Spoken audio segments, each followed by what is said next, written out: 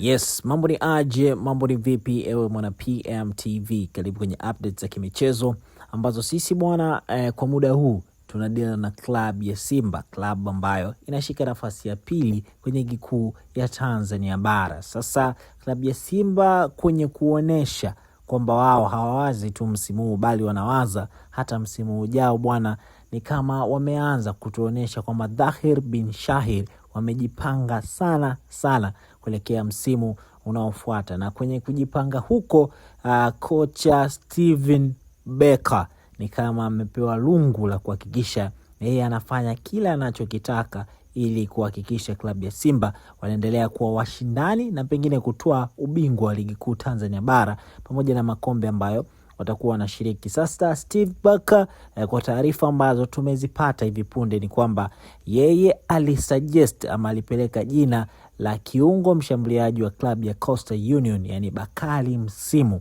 kwamba yeye ni moja kati ya watu ambao anawahusudu sana na pengine angetamani kuwaona wakiwa wamevalia uzi wa Wanalunyas kuelekea msimu unaofuata. Sasa baada ya kufanya hivyo, viongozi wa klabu ya Simba bila iana wakasema sisi umetuagiza, basi sisi tutafanya kile ambacho unakitaka, na tumepewa taarifa kwamba Bakari Msimu, mchezaji mwenye miaka 18 anayehudumu ndani ya klabu ya Coastal Union, msimu ujao kuna asilimia kubwa mno akahudumu ndani ya kikosi cha Simba. Na hii ni baada ya kuwa na makubaliano ya awali na kiungo huyo raia wa Tanzania kukubali kusinya ama kusaini kandarasi ya miaka 3 kuwatumikia Wanalunyas. Sasa wewe kama Mwanalunyas, taarifa hizi umezipokeaje?